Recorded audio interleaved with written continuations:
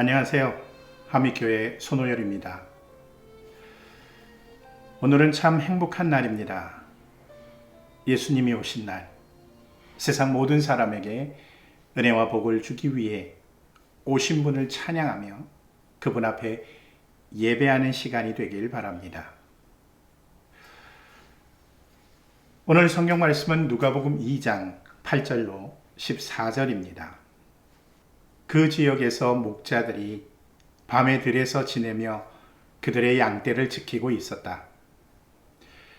그런데 주님의 한 천사가 그들에게 나타나고 주님의 영광이 그들을 두루 비치니 그들은 몹시 두려워하였다. 천사가 그들에게 말하였다. 두려워하지 말아라. 나는 온 백성에게 큰 기쁨이 될 소식을 너희에게 전하여 준다. 오늘 다윗의 동네에서 너희에게 구주가 나셨으니 그는 곧 그리스도 주님이시다. 너희는 한 갓난 아기가 포대기에 쌓여 구유에 뉘어 있는 것을 볼 터인데 이것이 너희에게 주는 표징이다. 갑자기 그 천사와 더불어 많은 하늘 군대가 나타나서 하나님을 찬양하여 말하였다. 덧없이 높은 곳에서는 하나님께 영광이요, 땅에서는 주님께서 좋아하시는 사람들에게 평화로다. 예수님을 믿던 그렇지 않든 간에 성탄절이 가까이 오면 모두가 즐겁게 시간을 보내야 되겠다라는 기대감이 있어요. 각 교회에서는 성탄절 전야부터 성탄절까지 교회 학교에서 연극도 하고 캐롤도 부르면서 성탄절을 보내죠. 기쁨의 예배도 드리면서 말입니다. 세상 사람들도 별반 다르지 않습니다. 가까운 사람들과 함께 술도 마시고 파티도 하면서 즐겁게 시간들을 보내죠. 길거리의 연인들은 더없이 행복해합니다. 정말 모두가 즐거운 날로 여기고 있어요. 물론 현재는 과거에 비해서 현저하게 덜하지만 말이죠. 그런데 여러분, 이 즐거운 날이 왜 즐겁고 기쁜 날이 되었는지에 대해선, 그리고 그것에 관해선 세상 사람들이든 교회든 관심이 없는 것 같아요. 그러다 보니 정작 이날의 주인공인 예수님의 탄생의 의미는 잊혀지기 마련입니다. 이제 세상이 잊어버리고 세상의 즐거움에 잊힌 예수님을, 특히 구유에 누이신 예수님을 만나보려고 합니다. 특히 이 아기 예수님은 마태복음에서 나온 왕과 같은 예수님이 아니라 누가복음에서 나오는 가난한 자의 예수님을 만나보려고 하는 거예요. 아니, 그보다는 우리 인류를 구원하실 메시아로서의 예수님의 탄생을 만나보려고 합니다. 누가복음의 예수님 탄생 이야기는 카이사르 아우구스투스가 명령을 내리면서 시작을 합니다. 로마의 모든 지배하에 있는 사람들은 각자 호적지로 돌아가서 그곳에서 호적을 정리하라. 카이사르 아우구스투스의 명령이었어요. 요셉과 마리아는 요셉의 고향인 베들레헴으로 내려갔습니다. 그곳에는 외지에 나갔다가 호적을 정리하기 위해서 들어온 사람들이 각 숙박시설마다 가득가득 들어차 있었어요. 아무리 둘러보아도 여관을 구할 수가 없었습니다. 그런데 문제가 생겼어요. 이때가 마리아가 임신하고 해산딸이 되었기 때문에 요셉은 데리고 가면서도 마리아와 아기가 무척 걱정스러웠습니다. 아니나 다를까 이때 그만 마리아가 산통을 느끼기 시작했어요. 결국 찾다 구한 곳이 바로 구유가 있는 공간이었습니다. 그리고 그곳에서 아기를 낳았어요. 아기를 누일 만한 곳이 없어서 구유에다가 천을 깔고 강보를 깔고 아기를 뉘었습니다. 이런 일이 있고 난 뒤에 오늘 본문이 등장합니다. 그곳은 바로 들판. 이스라엘의 들판은 정말 푸른 초장지가 아니에요. 황량한 사막과도 같은 그런 들판입니다. 그런 곳에서 어렵게 양들을 치고 있던 목자들 앞에 천사 하나가 등장을 해요. 그리고 하늘로부터 전해지는 소식을 전하게 됩니다. 그 소식은 이런 거예요. 다윗의 동네 베들레헴에서 구세주가 나셨다. 그 천사는 목자들에게 베들레헴의 어느 곳에 가면 아기가 강보에 쌓여서 말 구유에 뉘어져 있을 것이다 라는 이야기를 전달해 줍니다.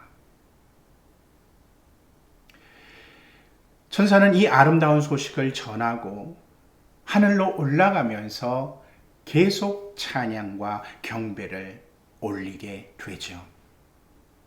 이 소식을 들은 목자들은 충격에 빠졌습니다. 근데 궁금했어요. 이 사실이 정말 일어난 일일까? 사람이 호기심이 생기잖아요. 그래서 확인하고 싶었습니다. 이 목자들은 베들레헴으로 그리고 그 구유가 있는 공간으로 움직이기 시작했고 그곳에 도착했어요.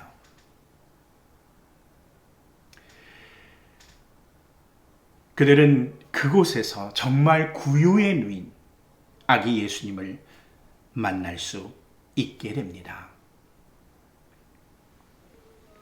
어떻게 했을까요? 그들 역시 그 사실을 확인하고 하나님께 영광을 돌리고 다시 자신들의 삶의 자리로 돌아갔을 겁니다. 아니, 돌아갔습니다. 우리는 누가복음의 예수님 탄생 이야기 가운데서 오늘 특이한 점을 발견할 수가 있습니다. 제가 계속해서 이야기하지만 누가복음 탄생 이야기는 눈을 씻고 찾아봐도 그 가운데 동방박사가 나오질 않아요. 단지 누가복음 속에는 목자들만이 등장하고 있습니다. 동방박사는 마태복음 탄생 이야기에서 중추적인 역할을 하고 등장하고 있어요. 누가복음에는 동방박사와 같은 그런 사람들은 등장하지 않습니다. 교회들마다 성탄 장식을 할 때 꼭 동방박사와 목자들을 함께 놓는데 우리는 개념을 정확히 해서 어느 한쪽을 선택해 장식할 필요가 있지 않을까 생각합니다. 그것이 교인들에게 예수님의 탄생의 의미를 더 핵심적으로 전달할 수 있는 방법이라고 생각해요. 거기다가 한 해는 동방박사, 한 해는 목자. 이렇게 하면서 탄생의 의미, 이것을 한 번 더 짚어볼 수 있는 기회를 삼아도 좋지 않을까, 그렇게 생각을 합니다. 누가복음과 마태복음 사이에서 나타나는 중요한 차이는 하나가 더 있어요. 그것은 예수님과 그의 부모 요셉과 마리아가 머물렀던 장소입니다. 마태복음에서는 어느 집 이렇게 분명히 이야기하고 있어요. 하지만 누가복음에서는 말구유가 있는 공간. 근데 이것을 그냥 단지 마구간이라고 하기에는 그 지역의 주거 형태가 걸리는 것이 있어요. 왜냐하면 사람이 사는 곳과 짐승이 있는 곳이 분리된 공간도 있지만 한 공간 안에 있는 경우도 있거든요. 마태복음과 누가복음의 머문 장소가 틀리다고 해서 성경이 잘못되었다라는 의문을 가질 수도 있습니다. 하지만 성경은 전혀 잘못된 곳이 없어요. 이것은 그 나름대로 우리에게 주시는 하나님의 말씀이 마태복음의 저자와 누가복음의 저자의 시각이 틀렸다라는 겁니다. 그들이 보는 예수님에 대한 관점이 틀렸을 뿐이에요. 자기가 전하고자 하는 대상에 따라서 당시에 있었던 탄생의 이야기들을 취합해서 쓴 것 뿐입니다. 그렇다면 누가복음 탄생 이야기를 통해 우리에게 말씀하고자 하시는 예수님의 모습은 어떤 모습이고 예수님은 어떤 분일까? 오늘 본문에는 우리를 향하신 큰 하나님의 계획과 놀라운 하나님의 사랑이 담겨 있어요. 그것은 바로 모든 인류를 향한 하나님의 사랑을 포함하고 있다라는 겁니다. 특히 예수님의 오심은 가난한 자와 비천한 자까지도 사랑하시는 것을 보여주기 위함입니다. 본문은 우리에게 아기 예수가 탄생해서 누우신 곳이 일반적인 사람도 감히 생각하지 못하는 말구유라는 사실을 들고 있습니다. 이 세상에 솔직히 태어나서 말구유에 뉘어진 사람이 있으면 한번 나와보라고 그러십시오. 여러분들 보신 적 있습니까? 어떤 사람이든 태어나서 말구유에 뉘어지진 않아요. 예수님은 그런 곳에서 태어났습니다. 말구유는 가장 낮은 상황의 생활 환경을 의미하고요. 가장 천한 삶을 살아가는 사람들의 생활 환경을 이야기하고 대변하고 있습니다. 어느 사람도 아기가 태어났는데 말구유에 뉘었다라고 말한다면 더 이상 내려갈 곳이 없는 그런 상황을 맞닥뜨린 사람이겠죠. 말할 수 없는 천한 곳에서 태어난 걸 의미합니다. 이것은 이보다 더 천한 탄생이 없기 때문에 그런 상황을 말해주기 때문에 어느 사람이든지 예수님을 믿을 수 있다라는 거죠. 말구유에 뉘인 그런 탄생의 이야기의 의미는 바로 세상의 어떤 신분이든 심지어 가장 낮은 자리에서 삶을 꾸려가는 사람이라고 하더라도 탄생에 있어서는 그들의 삶의 자리에서 가장 귀한 곳에 뉘어짐으로 구유가 아닐 것이 틀림없잖아요. 예수님은 어느 사람에게나 구세주가 되어주신다는 하나님의 놀라운 사랑의 표현이 이 탄생 이야기에 예수님이 강보에 쌓여 구유에 뉘어져 있었다라는 이 표현 속에 녹아져 있는 겁니다. 누가복음의 저자는 예수님의 탄생을 통해서 우리에게 하나님의 놀라운 누구에게나 베풀어 주시는 사랑을 말씀하고자 하셨던 것이죠. 목자들이 가장 먼저 달려와서 경배 드렸다라는 것을 통해서는 어느 사람이든지 예수님을 경배할 수 있다라는 것을 이야기하고 있습니다. 어느 누구든지 예수님께 예배할 수 있다라는 것을 이야기하고 있어요. 누구나가 예수님을 사랑하고 하나님의 사랑을 보고 기뻐할 수 있다라는 의미죠. 목자들이 이 모든 모습을 보고 경배하였던 것과 같이 누구든지 하나님을 경배할 수 있다라는 것을, 예배할 수 있다라는 것을 말하고 있는 겁니다. 성탄절을 보내면서 교회를 찾아와 예수님을 예배하려는 모든 일을 교회들은 기쁜 마음으로 받아 주어야 합니다. 기쁜 마음으로 함께 예배 드려야 합니다. 있는 사람, 배운 사람, 건강한 사람,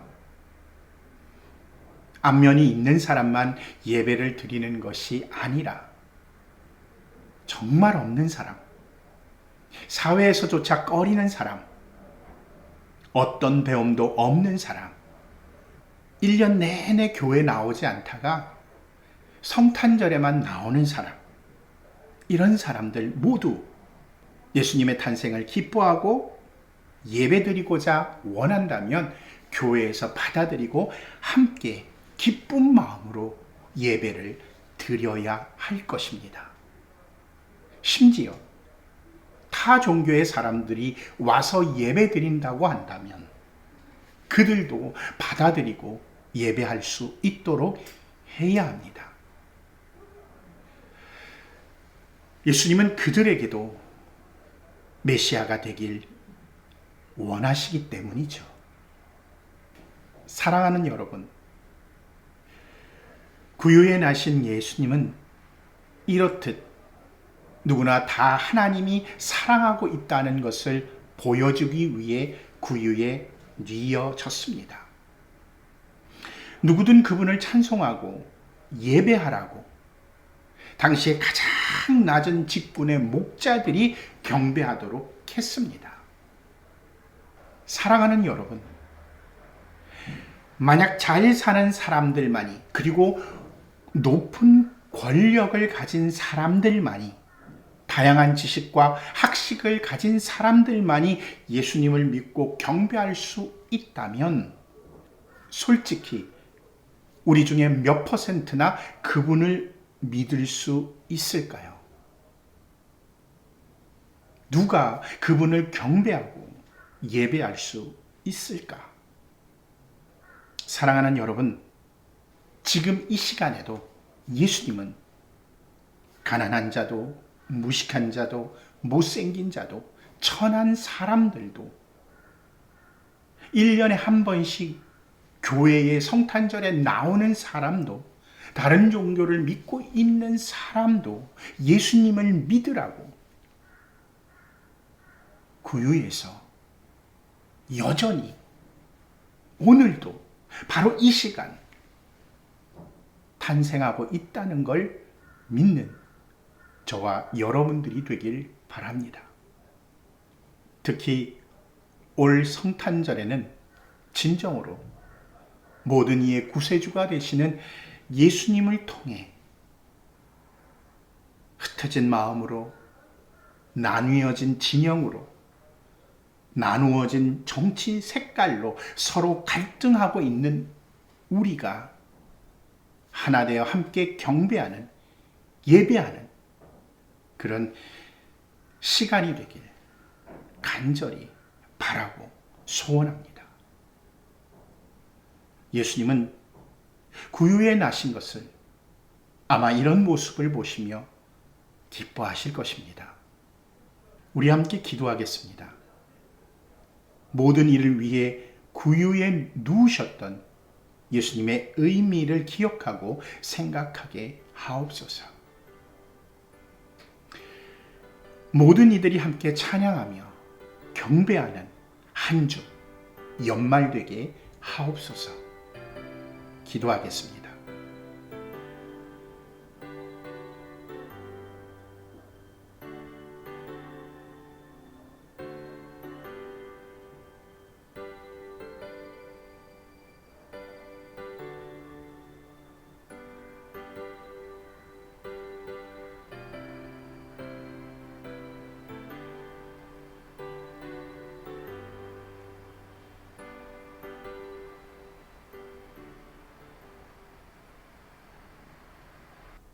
따뜻한 한 주 보내시고 2023년 첫날, 첫 주일 다시 뵙도록 하겠습니다.